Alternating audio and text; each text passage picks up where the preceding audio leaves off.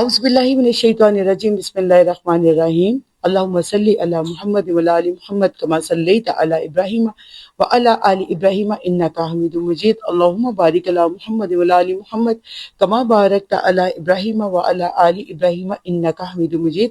السلام علیکم ورحمۃ اللہ وبرکاتہ۔ میں ڈاکٹر سائمہ شفیق، اسلامک اسکالر، حج ٹرینر، آج آپ کے ساتھ حاضر خدمت ہوں۔ جیسا کہ آپ جانتے ہیں کہ اس وقت ذی الحجہ کے مبارک فضیلت والے دن الحمدللہ آغاز ہونے کو ہی ہے، اور جس طرح کے جیسے عام ہر جگہ پر کسی بھی جائیں لوٹ سیل لگتی ہے، گرینڈ آفرز لگتی ہیں، اور ہر انسان کی یہی خواہش ہوتی ہے کہ ہم اس گرینڈ آفر سے زیادہ مستفید ہو جائیں۔ کچھ سالانہ طور پہ ہوتی ہیں، کچھ 6 منتھ تک ہوتی ہیں۔ تو اسی طرح اللہ کے ہاں بھی اپنے مومن بندوں کے لیے، اپنے پیاروں کے لیے، اپنے قریب کرنے کے لیے اللہ سبحانہ وتعالی نے ہمیں موقع دیتے ہیں، جس میں رمضان المبارک بھی ایک کڑی ہے، اور اب دوسری کڑی قربانی کی، ذی الحجہ کی، اس کی فضیلت اور اہمیت کی کیا ہی کہنے۔ جیسا کہ آپ جانتے ہیں کہ ذی الحجہ میں اللہ سبحانہ وتعالی نے اپنے پیارے نبی حضرت ابراہیم علیہ السلام کی قربانی کو پسند کیا، اور ان کی سب سے قیمتی چیز، ان کی سب سے پیاری چیز، ان کی اولاد میں حضرت اسماعیل کی قربانی کو قبول کیا، اور ان کی جگہ ایک مینڈھا آیا اور اس کی قربانی کو قبول کیا گیا، سب آپ جانتے ہیں۔ لیکن آج ہم ان چیزوں کو ڈسکس کریں گے کہ آخر ایسی کون سے وہ اعمال ہیں جن سے ہم اس گرینڈ آفر سے صحیح طور پر مستفید ہو سکتے ہیں، کون سی ایسی نیکیاں ہیں جو ہم کر سکتے ہیں، اور کس طریقے سے ہم اللہ کے مقربین میں شامل ہو سکتے ہیں۔ جیسے کہ قرآن میں اس حج کے مہینے، ذی الحجہ کے مہینے میں ہے والفجر والیال العشر، یعنی فقہا اور علماء کے ہاں اس کے لیے یہ 10 دن جو ہے وہ ذی الحجہ کے 9 دن ہوتے ہیں، اور اس میں سب سے زیادہ جو اہمیت ہے اس میں 9 ذی الحجہ کے روزے کی ہے۔ جیسے کہ حضرت ابو قتادہ رضی اللہ تعالی عنہ سے روایت ہے کہ یہ روزہ 9 ذی الحجہ کا روزہ پچھلے سال اور آنے والے سالوں کا کفارہ بن سکتا ہے۔ اللہ ہم سب کو توفیق دے۔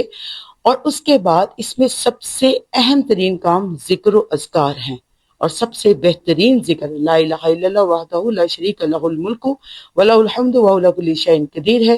ایام تشریق میں زیادہ سے زیادہ تکبیرات 10، 11، 12 اور 13 ذی الحج تک زیادہ سے زیادہ فرض نمازوں کے بعد دیگر اوقات میں تکبیرات کا اہتمام کیا جائے۔ صدقہ و خیرات جو ہے وہ اس میں زیادہ سے زیادہ کیا جائے۔ ہر کام کرنے کا اجر ہے، اور اس میں سب سے بڑھ کر نیت کو لازم رکھیں۔ ایک بات نیت سے آپ کو یہاں سمجھ لیں، جیسے دیکھیں آپ بازار جاتے ہیں، مارکیٹ میں جاتے ہیں، اور ہر چیز پہ آپ کیا سمجھتے ہیں کہ کسی بھی چیز کی ورتھ کو آپ اس کو دیکھ کے ورتھ کا اندازہ نہیں ہوتا، آپ ہمیشہ اس کا ٹیگ دیکھتے ہیں، اور ٹیگ سے آپ کو پتہ چلتا ہے کہ اس کی قیمت کیا ہے، اس کی ورتھ کیا ہے۔ اسی طرح انسان کے ہر عمل کے اوپر ٹیگ ہوگا، اور وہ ٹیگ کون سا ہوگا؟ نیت کا۔ اس ٹیگ سے ہی پتہ چلے گا کہ یہ کتنی ورتھ فل ہے، یعنی اس کی نیت کتنی خالص ہے۔ جیسے کہ اللہ کے رسول نبی صلی اللہ علیہ وسلم نے کہا کہ انما الاعمال بالنیات، تو جب نیت خالص ہوگی تو وہ اعمال اس حد تک ہی قیمتی ہوں گے۔ اب یہ چیز ہے کہ ہم لوگوں نے کس طریقے سے اچھے اعمال کر کے اپنے اچھے اخلاقیات کے ساتھ ہم لوگوں نے ان دنوں کو زیادہ قیمتی بنانا ہے، زیادہ بہترین بنانا ہے، اپنے دن اور رات میں اللہ سبحانہ وتعالی کو یاد کرنا ہے، عبادات کے ساتھ اپنے اعمالوں کو، اپنے معاملات کو بہتر بنانا ہے۔ یہ تو ہو گئے اچھے کام کرنے والے، لیکن اب کچھ ایسا بھی تو ہونا چاہیے کہ ہمیں پتہ چلے کہ ہم نے کیا نہیں کرنا۔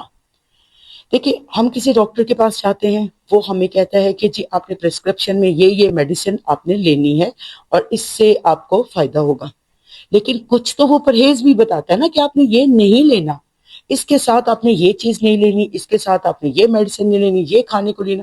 اور سب سے پہلے ہم ڈاکٹر سے اٹھتے وقت ایک سوال کرتے ہیں کہ ڈاکٹر صاحب بتا دیں منع کیا کیا ہے، پرہیز کیا کیا کرنا ہے۔ تو یہ چیزیں اب جب اتنے قیمتی دن ہے تو کیسے ہو سکتا ہے کہ اس میں ممانعات نہ ہوں، منع نہ ہو، پرہیز نہ ہو۔ سب سے پہلی بات جس کو ہم نوٹ کر لیں وہ کیا ہے کہ سب سے پہلی بات جو ممانعت ہے وہ حاجی کے ساتھ مماثلت ہے۔ مماثلت مطلب دیکھیے، حاجی جو ہے وہ اللہ کو راضی کرنے کے لیے جب 7 ذی الحج کی رات یا 8 ذی الحج کی صبح جب وہ احرام باندھ لیتا ہے تو وہ خوشبو کو، بال کاٹنے کو، ناخن تراشنے کو، ہر چیز کو اپنے لیے اس کے اوپر ممانعت ہو جاتی ہے، حرام ہو جاتی ہے، اس سے اس نے احرام کی پابندیوں میں شامل ہو جاتا ہے۔ تو جو عام انسان ہے جو قربانی کرنے والا، اس کے لیے یہ ممانعت تھوڑا پہلے، یعنی جیسے ہی ذی الحجہ کے چاند نظر آتا ہے تو وہ شخص جو قربانی کرنے کی نیت اور ارادہ رکھتا ہے اس کے لیے، اور جو قربانی نہیں کر سکتا ان کے لیے، یعنی ان سب کی مماثلت کس میں ہو گئی؟ اللہ کی رضا، اور اللہ کی رضا میں کیا کرنا ہے کہ ان کاموں سے رک جانا ہے، بال نہیں کاٹنے ہیں، ناخن نہیں تراشنے ہیں، یہ سارے کام جو ہے وہ انہوں نے کرنے ہیں۔ اس وجہ سے کہ یہ جب مماثلت ہوگی تو ہم کس کے لیے یہ کر رہے ہیں؟ اللہ کے لیے۔ تقوی اختیار کس لیے کر رہے ہیں؟ اللہ کے لیے۔ اب ایک بہت اور اہم اور ضروری بات جو آپ کو سمجھانا چاہتی ہوں کہ کون سے ایسے اعمال ہیں جو ہمیں اس حوالے سے نہیں کرنے ہیں۔ سب سے پہلے ہمیں گناہوں سے بچنا ہے، اور سب سے بڑا گناہ ریاکاری۔ ریاکاری کو ہی ان دنوں کے ساتھ کیوں ریلیٹ کیا گیا؟ کیونکہ بڑے افسوس کی بات ہے کہ اب جو قربانی ہے وہ لٹرلی کائنڈ آف ریاکاری میں بدلتی جا رہی ہے۔ ایک ہی گھر، ایک ہی محلے میں، ایک ہی گلی میں جب جانور آتے ہیں تو کچھ فخر و تکبر سے بتا رہے ہوتے ہیں کہ ہم نے تو اتنے کے لیے ہے، آپ کتنے کی لیں گے، آپ کتنے کی نہیں لیں گے۔ یعنی آپ دیکھیں سچ کائنڈ آف وہ ریاکاری ہی ایک لحاظ سے کنسیڈر ہو رہی ہوتی ہے، بھلے وہ کسی کی نیت نہیں ہے، ہاں ہر کوئی مجبور بھی کرتا ہے کہ ہمیں ریٹس بتائیں، یہ ہو، اٹس اوکے، کچھ تو ہو رہی ہوتی ہے، بھلے وہ کسی کی نیت نہیں ہے، ہاں ہر کوئی مجبور بھی کرتا ہے کہ ہمیں ریٹس بتائیں، یہ ہو، اٹس اوکے، کچھ تو اگر اس میں ایٹ لیسٹ ہم کیا کر سکتے ہیں کہ ہم کم از کم اگر کسی سے ریٹس پوچھنے ہیں یا بات کرنی ہے، ظاہر ہے بات کریں گے، ریٹس کریں گے تبھی ہم کوئی قربانی لے سکیں گے، تو اس کے لیے نیت کو درست کر لیں کہ اللہ میری نیت ریاکاری کی نہیں ہے، میں اللہ تجھ سے عاجزی کے ساتھ یہ دعا مانگتا ہوں کہ اللہ میری اس دعا کو، اس قربانی کو قبول کرے۔ دوسری بات، جھوٹ۔ جھوٹ کا قربانی سے بڑا گہرا تعلق ہے۔ کیسے؟ اگر کوئی مثال کے طور پر 60-70 ہزار کا کوئی جانور وہ لے کے آیا ہے، وہ اس کو کہتے میں 1,00,000 کا لایا ہوں، میں 1,50,000 کا لایا ہوں، وقتی طور پہ آپ اپنے آپ کو ظاہر کر دیں کہ ہم نے بہت مہنگا لیا یا اچھا لیا، تو یہ کیا آ گیا؟ اس کے کنیکشن کہاں ہوگی؟ ریاکاری کے ساتھ۔ پھر جھوٹ کے ساتھ ہم حسد کرتے ہیں۔ کسی کے ہاں کوئی اچھا جانور آ گیا، کوئی بڑا جانور آ گیا، تو ہم کیا کر رہے ہوتے ہیں؟ لوگ اس سے حسد کر رہے ہوتے ہیں کہ ان کے پاس تو بڑا تھا، پہلے تو تھا نہیں، اب آ گیا ہے، اب یہ ہے، اب وہ ہے۔ اگلا جو مرحلہ ہے وہ ہے جھگڑا، اور اکثر آپ دیکھتے ہیں کہ اس عید الاضحیٰ پر جہاں قربانی کی اتنی فضیلت ہے، لوگ جھگڑے ہوتے ہیں، کہاں منڈیوں میں جھگڑے ہیں، کہاں قصاب کے ساتھ جھگڑے چل رہے ہیں، کہیں گوشت بانٹنے اور بنٹوانے میں جھگڑے چل رہے ہیں، کہیں غریبوں کو دھکے دیے جا رہے ہیں۔ یہ سب کیا ہے؟ اگر ان اعمال کو ان دنوں میں اچھے اعمال کمانے کی فضیلت ہے تو ان ممانعت کو بھی تو بچنا ہے نا۔ پھر اس کے بعد ہم یہ دیکھتے ہیں کہ اس میں بد اخلاقی دوران قربانی کیا ہوتا ہے؟ اچھا گوشت چھپا لیا جاتا ہے دوسروں کو دینے سے، کوئی فقراء مساکین آ جاتے ہیں، اور دوسری طرف میں ان کی بات بھی کروں گی کہ کچھ ایسے بڑے افسوس کے ساتھ کہنا پڑ رہا ہے کہ ایسے جو ہیں جنہوں نے لوگوں کو تنگ کرنے کا ایک بیڑا اٹھا رکھا ہے، تو اس سے بھی ہمیں کیا کرنا چاہیے؟ اجتناب کرنا چاہیے۔ اگلا، جو شخص استطاعت ہونے کے باوجود قربانی نہ کرے تو اس کے لیے کیا ہے؟ اس کے لیے یہ ہے کہ اس نے بھی سنت ابراہیمی کی خلاف ورزی کی اور گناہ کا مرتکب ہوا۔ بہت سارے لوگوں کو آپ سنیں گے وہ کہیں گے کہ بس چھوڑو، قربانی کیا کرنی ہے، فلاں کا کام کر لو، فلاں یہ کام کر لیں، اس وقت یہ ہے وہ ضروری ہے۔ تو ایسا کچھ بھی نہیں ہے۔ عید والے دن یا قربانی والے دن قربانی سے زیادہ، اس سے زیادہ فضیلت اور کوئی نہیں ہے کہ کیا کیا جائے؟ خون بہایا جائے۔ یہ اللہ کے ہاں سب سے زیادہ قابل قبول ہے، اور قیامت والے دن وہ جانور اپنے ناخنوں، اپنے کھر، اپنے سینگوں کے ساتھ اللہ کے ہاں پیش ہوگا، اور اس سے پہلے اس کا جو خون بہایا گیا وہ اللہ کے ہاں پیش ہو گیا۔ تو اللہ کو تو اللہ سبحانہ وتعالیٰ کیا کہتے ہیں کہ مجھے یہ کچھ بھی نہیں چاہیے، مجھے کیا چاہیے؟ تقویٰ چاہیے۔ تو تقویٰ کیا صرف خون بہانا ہے؟ کیا ہمارے عمل، ہماری اخلاقیات، کیا اس میں کچھ بھی نہیں ہے؟